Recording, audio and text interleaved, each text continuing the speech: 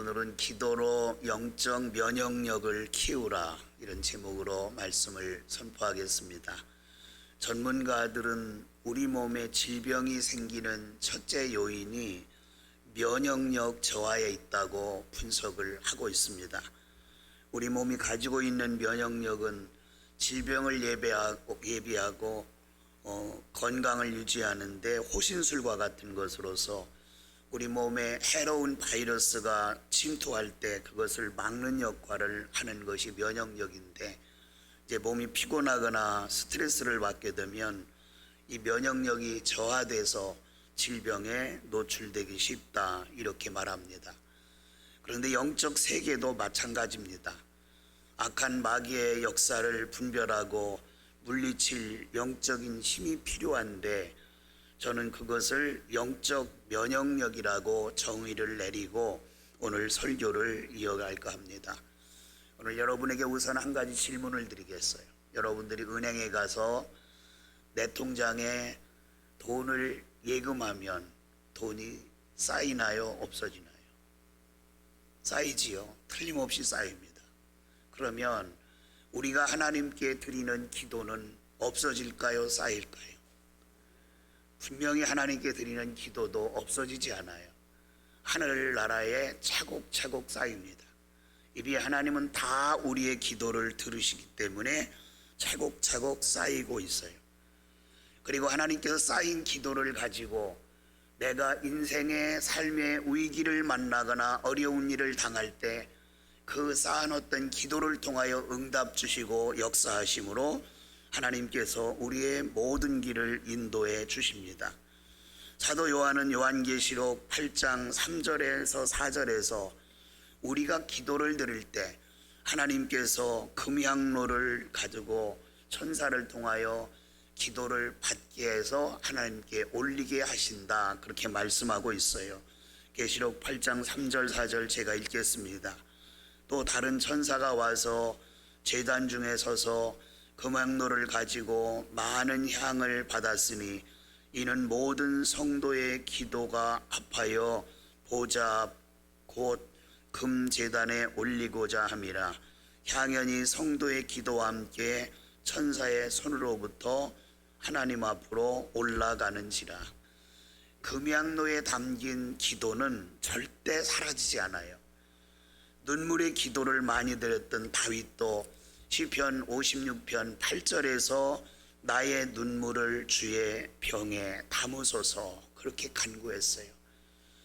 다윗이 힘들고 어려울 때 눈물을 흘리며 하나님 앞에 기도를 드렸는데 그 눈물의 기도를 반드시 주의 병에 담으셔서 기억해 달라는 말이에요. 지금 읽은 두 군데의 말씀만 두고 봐도 우리의 기도는 없어지는 것이 아니라 차곡차곡 쌓이는 것이에요. 결국 우리가 드리는 기도가 많아지고 깊어질수록 영적 면역력이 높아지므로 삶의 순간마다 닥쳐오는 위기로부터 나를 지켜낼 수 있어요. 또 기도는 나의 영적 면역력을 키워줄 뿐 아니라 나의 기도를 들으시고 응답하시는 하나님을 최고로 대접해 드리는 것, 이것이 기도입니다. 예수님께서 마태복음 7장 7절 이하에 이런 말씀을 하셨어요. 구하라, 그러면 너희에게 주실 것이요. 찾으라, 그러면 찾아낼 것이요. 문을 두드리라, 그러면 열릴 것이다. 이 말씀을 하시다가 7장 12절에 가서는 기도와는 어떻게 보면 상관이 없는 말씀 같은 말씀을 12절에 주세요. 너희가 남을 대접을 받고자 하거든 남을 먼저 대접하라. 자, 이 말씀이 여기서 남을 먼저 대접하라, 그 말은 하나님을 대접하라. 기도 응답을 원하면 기도하라.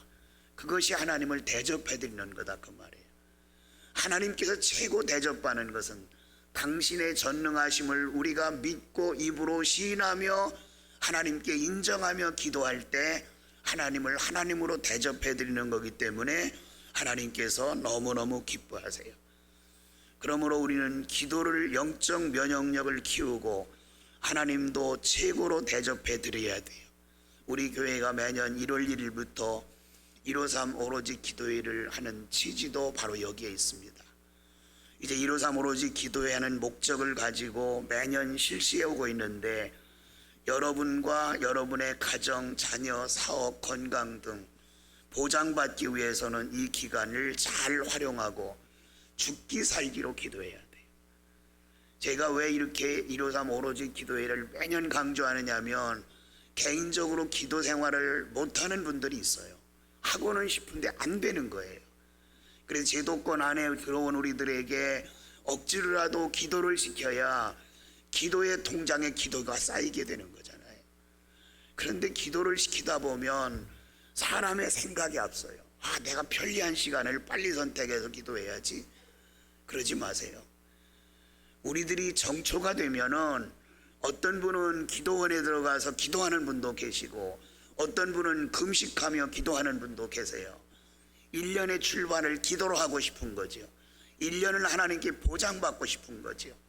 그래서 이번 오로지 153 기도회는 내가 편한 시간을 선택하지 말고 남들이 선택하기 어려운 시간을 내가 선점해서 정말 죽기 살기로 한번 기도해 보시기 바라요.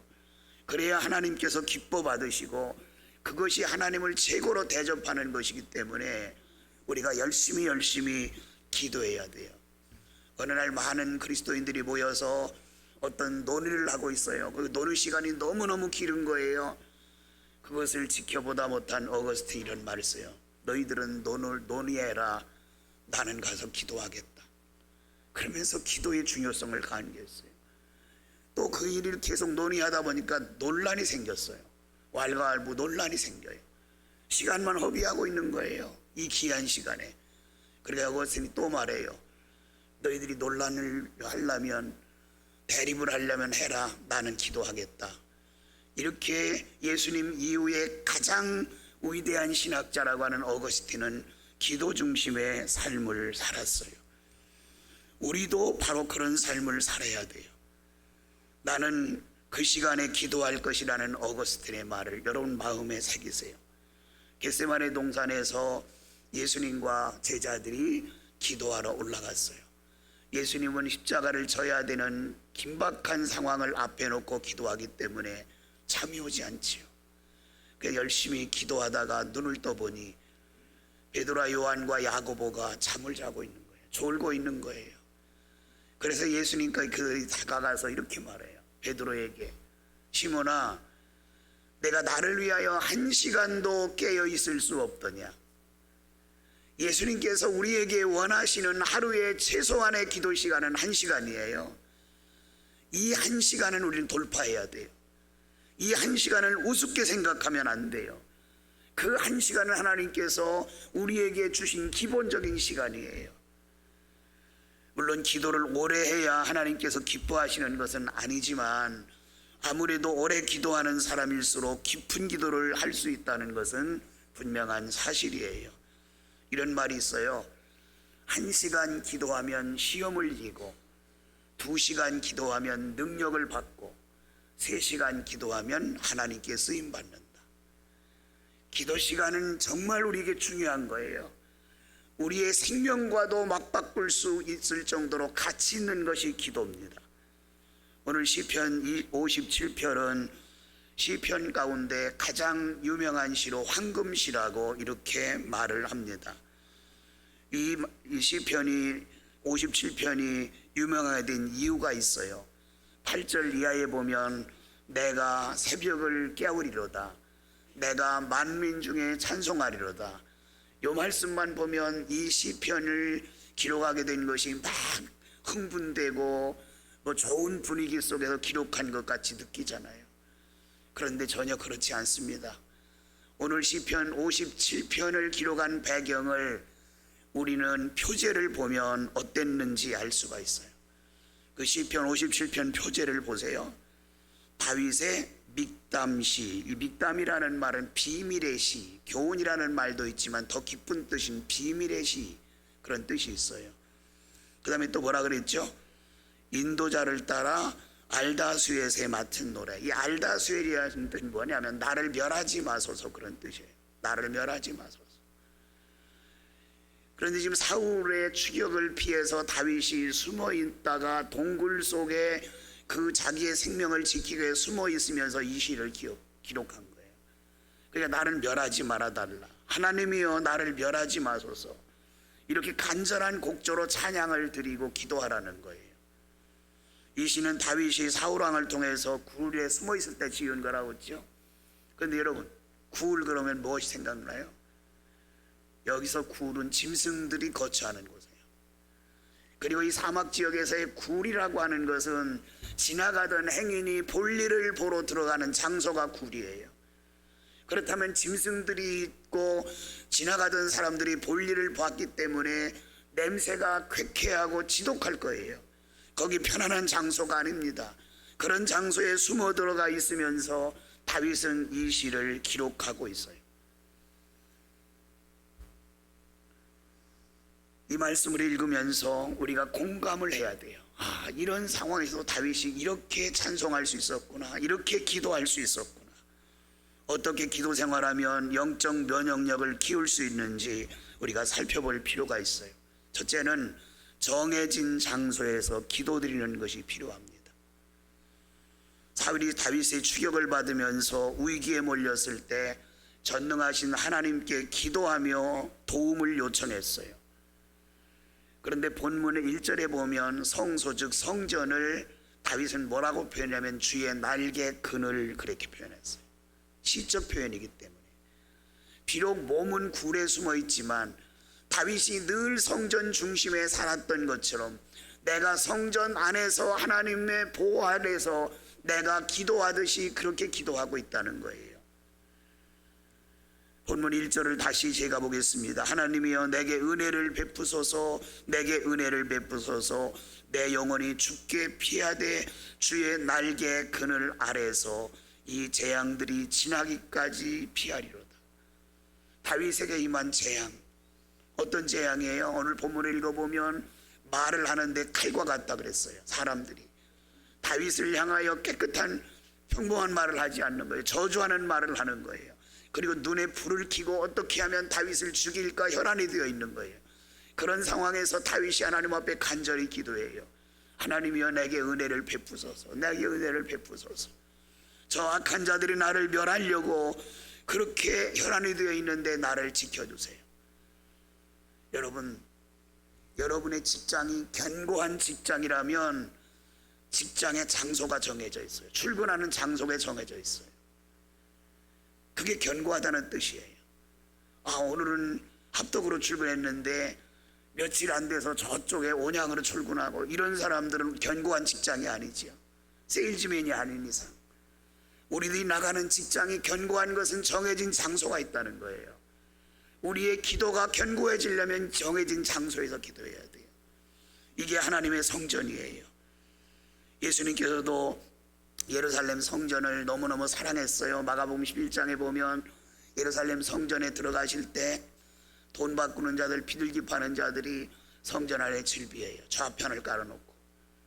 예수님이 화가 나셨어요. 그래서 그 좌판을 둘러엎으면서 뭐라고 말씀하시죠? 내 집은 만민이 기도하는 집이라. 그리고 하나님의 성전, 하나님의 교회, 예배당은 우리 모두가, 우리 모든 영혼들이 모여서 기도하는 장소예요. 이 기도하는 장소가 정해져 있어요. 단 며칠이라도 하나님의 성전을 찾아서 기도하면서 영적 면역력을 키워나가는 여러분과 제가 되기를 바랍니다. 그 다음에 두 번째로, 기도가 견고해지기 위해서는 정해진 시간이 있어야 돼요. 정해진 시간. 예수님께서 수시로 기도를 하셨는데 깊은 기도를 하실 때는 주로 언제 하셨냐면 새벽에 하셨어요. 마가복음 1장 35절에 보면 새벽 아직도 밝기 전에 예수님께서 한적한 곳으로 가서 거기서 기도하시니라. 구약시대에 신앙의 우인들도 거의 다 새벽에 기도했어요. 시편 46편 6절에 보면 고라자손이 시편 46편을 기록하면서 새벽이 왜 중요하냐? 새벽에 하나님이 도우시기 때문에. 하나님은 새벽에 도우시기를 원해요. 왜냐하면 새벽에 기도하다 보면 영적 방해가 적어요. 제가 농담을 하라고 하는 얘기 같지만 여러분 실제적으로 기도 생활하다 보면 마귀도 새벽에는 잠을 자요. 활동하지 않는 것 같아요. 그래서 새벽엔 깊은 기도를 쉽게 들어갈 수 있어요. 방해하는 자가 없으니까. 그래서 위대한 신앙의 사람들은 다 새벽에 기도를 했어요. 좀 전에도 말씀을 드렸지만 직장이 견고한 이유는 장소가 정해져 있기 때문이라 그랬잖아요. 또 직장이 견고한 이유는 출퇴근 시간이 정해져 있기 때문에 견고한 거예요. 그 시간이 만약에 없다면 어떤 사람은 9시에 출근하고 어떤 사람은 12시에 출근하면 일이 되겠어요? 협력할 일이 안 되죠. 견고한 직장, 그것은 출퇴근 시간이 정해져 있어요. 우리가 기도가 견고해지려면 기도의 시간이 정해져 있어야 돼요. 날마다 내 개인적으로 하는 기도, 임의로 시간과 장소를 정할 수 있지만 우리 모두에게 이미 정해져 있는 장소인 예배당, 우리 모두에게 이미 정해져 있는 시간인 새벽 기도에 이런 기도의 시간을 여러분들이 꼭 정해서 기도 시간을 활용하기 바라요. 그래야 견고해져요. 우리가 시간 날 때 기도해야지. 그건 마귀에게 이미 속아 넘어간 거예요. 마귀는 우리가 시간 나도록 하지 않아요. 여러분 그런 말 있잖아요. 백수가 과로사 한다고. 할 일 없는 것 같은데 백수가 정말 너무 피곤한 거예요. 모든 것을 잘하는 사람이 바쁘지만 신앙생활도 잘해요. 기도 생활을 잘하는 사람이 모든 것을 다 할 수 있어요. 그래서 우리는 정해진 기도 시간을 가져야 돼요. 저는 개인적으로 우리 교인이 아니기 때문에 제 막내 동서 참 그 친구를 보면서 제가 감동을 받을 때가 많아요. 집이 역곡역 있는데 오류동이거든요. 거기서 본인이 나가는 교회가 강남 삼성병원 뒤에 있어요. 이 친구는 도시락을 싸가지고 새벽 기도를 해요. 제가 가끔 그런 말을 해요. 힘든데 가까운 교회로 나가지. 그리고 장로인 제가 그 자리를 안 지키면 누가 지켜요? 참 대단하죠. 정해진 장소, 정해진 기도 시간, 이것을 여러분과 제가 잘 활용해야 돼요. 오늘 시편 57편에서 우리에게 주시고자 하는 영적 면역력을 키우는 기도가 그거라는 것을 강조하고 있어요. 세 번째, 범사에 감사 기도를 드려야 돼요. 내가 직면해 있는 상황이 너무너무 버겁고 힘겨워서 감사하기 힘들 때 감사 기도하는 거, 그 기도를 하나님 기뻐하세요. 그 기도가 영적 면역력을 키우는 거예요. 지금 다윗이 어디 있다 그랬어요? 굴 속에 숨어 있다 그랬어요. 누구를 피해서요? 사울의 군대를 피해서. 안전할까요? 마음이 얼마나 불안하겠어요. 들키면 금세 잡히잖아요, 굴 속에서. 그럼에도 불구하고 다윗이 어떤 기도를 드렸어요? 오늘 본문 8절 말씀을 보실까요? 9절 말씀 보실까요? 주여, 내가 만민 중에서 주께 감사하며 문나라 중에서 주를 찬송하리이다. 자, 여기서 만민 중에서 주께 감사하며 문나라 중에서 주를 찬송한다는 말은 뭐예요? 자기를 위협하는 무리들이 너무나 많다는, 각국에서 모였다는 거예요. 그 다음에 지금 다윗은 유대 땅이 아닌 블레셋 지방으로 지금 넘어와서 지금 숨어 있어요. 그런 상황이기 때문에 만민 중에서 문나라 중에서 내가 주를 찬송하리다. 감사 기도가 나오는 거예요. 감사 찬양이 나오는 거예요. 그런 기도를 하나님이 받으시는 거예요. 내가 직면한 문제가 정말 현실적으로 너무 힘들어요. 감사가 나올 것 같지 않아요. 누가 봐도 나를 불쌍히 봐요.